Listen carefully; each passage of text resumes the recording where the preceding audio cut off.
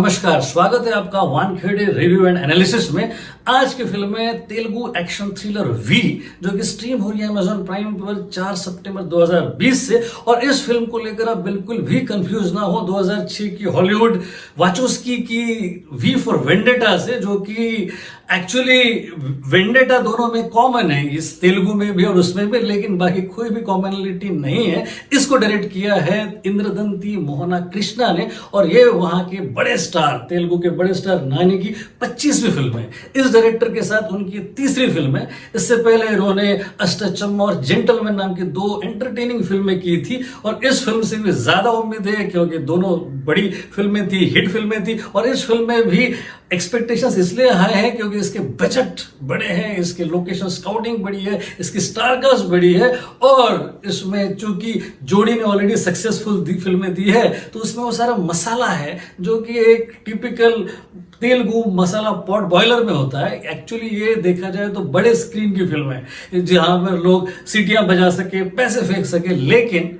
Lockdown के कारण चूंकि थिएटर्स बंद है, इसलिए इसे डायरेक्ट ओटीटी पर रिलीज किया गया है। इसके प्रोड्यूसर है दिलराजू, और उनका बैनर वेंकटेश्वरा क्रिएशंस जाना जाता है मास एंटरटेनिंग फिल्में बनाने के लिए, बड़े स्टार्स के साथ अच्छी और सक्सेसफुल फिल्में बनाने के लिए। और ये फिल्म भी एक्सेप्शन नहीं है। इनमें नानी के अलावा जो बाकी स्टार कास्ट है उसमें सुधीर बाबू है, अदिति राव हैदरी है, निवेता थॉमस है, और इसको भी मल्टीपल लोकेशंस में शूट किया गया है। मुंबई में शूट किया गया है, हैदराबाद में शूट किया गया है, और थाईलैंड के बहुत खूबसूरत आइलैंड्स पे भी शूट किया गया है, इसलिए इसकी प्रोडक्शन वैल्यू भी बहुत बड़ी है। कहानी है एक डीसीपी आदित्य की, जिससे एक ऐसा केस सौंपा जाता है जिसमें एक पुलिस ऑफिसर की बहुत ही बेरहमी से हत्या की गई है, और उसके माथे पर एक येलो चीट लगा दी गई, जिसमें इस डीसीपी को चैलेंज किया गया है कि वो खूनी को पकड़कर दिखाए, या तो पुलिस के डिपार्टमेंट में बहादुरी के लिए जितने भी उसने मेडल कमाए हैं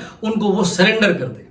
अब ये डीसीपी खूनी के पीछे पड़ जाता है, लेकिन वो इन हत्याओं को नहीं रोक पाता, और एक एक करके 5 हत्याएं हो जाती है। डीसीपी आदित्य उन हत्याओं को तो नहीं रोक पाता, लेकिन उस हत्यारे के आइडेंटिटी के करीब पहुंचने में सफल हो जाता है। उसे पता चलता है कि एक्चुअली वो हत्यारा उसका पुराना स्कूलमेट ही है, जो कि बाद में आर्मी में चले गया था, और फिर अपनी पत्नी को वो हैदराबाद के एक राइड में खो चुका है, और उस राइड में जो भी हुआ है उसके लिए जिम्मेदार वो इस पुलिस ऑफिसर को मानता है। इसलिए अब उससे वो बदला लेना चाहता है, इसलिए उसको चैलेंज कर रहा है। अब खेल शुरू हो जाता है चूहे बिल्ली का, जिसमें वो खूनी जो है वो अपनी पत्नी का बदला लेना चाह रहा है, और जो पुलिस ऑफिसर है वो उस चैलेंज को एक्सेप्ट करके अपने मेडल्स बचाना चाह रहा है। इस चूहा बिल्ली और इस भागदौड़ और इस पूरे खेल में थोड़ा बहुत एंटरटेनमेंट है, लेकिन जिस चीज की सबसे बड़ी कमी है वो है अच्छी स्क्रिप्ट की। इस कहानी में भी वो सारी चीजें जो आपने कई हजार बार देखी है, कुछ भी नयापन नहीं है, और इसमें खास ध्यान दिया गया है सिर्फ मेल टॉक्सिक मस्कुलिनिटी पर, उनके over the top action sequences पर, उनके मेल स्वैगर पर, उनके मैचोइज्म पर, और कहानी को प्रायोरिटी में कहीं पर भी रखा नहीं गया है।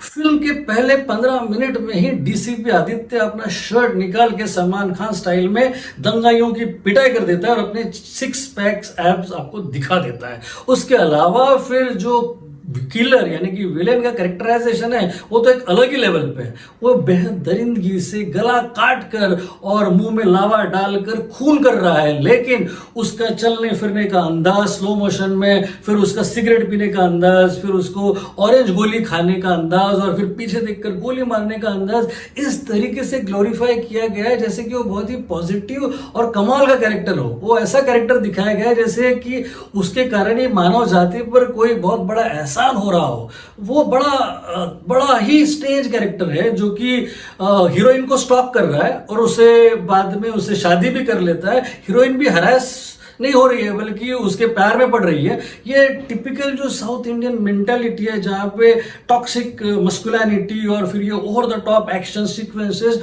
और ये सारी चीजें दिखा के ऐसे किलर्स को ग्लोरीफाई क्यों किया जाता है, ये मेरे समझ के परे हैं।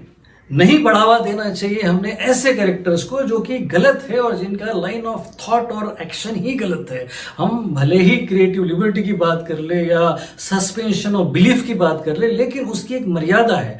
हमने इन कैरेक्टर्स को रियल लाइफ कैरेक्टर्स के जैसे अगर हम मानते हैं, जैसे हम रिलेट हो सके, तो फिर इनको इतनी दरिंदगी के साथ इस तरीके से खून करते हुए नहीं दिखाना चाहिए। उसका भी कोई लेवल है। अगर हम दिखाएं तो फिर उसको ग्लोरीफाई ना करें, हम अपने कैरेक्टर्स के साथ जस्टिफाई करें। ये एक बहुत बड़ा प्रॉब्लम है जो इन दिनों तेलुगु सिनेमा और उसके अलावा बहुत सारे सिनेमा इंडस्ट्री फेस कर रहा है। इससे हमको बचना चाहिए। जो मेन किलर के रोल में नानी है, उन्होंने ओवर एक्टिंग की है, हैमिंग की है, कई बार एक या दो सीन में उन्होंने कॉमेडी करने की भी नाकाम कोशिशें की है। डीसीपी के कैरेक्टर में सुधीर बाबू एवरेज है और उनके गर्लफ्रेंड के कैरेक्टर में निवेदा थॉमस, और villain turn swagger turn style भाई नानी की गर्लफ्रेंड और पत्नी के कैरेक्टर में अदिति राव हैदरी बस सिर्फ शो पीसेस है। उनके हिस्से में 2-4 सीन्स आए हैं जिसमें उनको आश्चर्य या डर या सिवाय हंसने के और कुछ भी नहीं करना है। बैकग्राउंड स्कोर है एस थमन का जो कि ओवर द टॉप है, बहुत जैरिंग है। उसके अलावा अमित त्रिवेदी का सॉन्ग कॉम्पोजिशन भी कहीं स्टैंड आउट नहीं होता। पीजी विंदा की सिनेमाटोग्राफी है जो कि खासी अपीलिंग है, काफी विजुअल स्ट्रेंथ है उसमें, और खासकर जो एक्शन सीक्वेंसेस उन्होंने शूट किए हैं वो तारीफ काबिल है।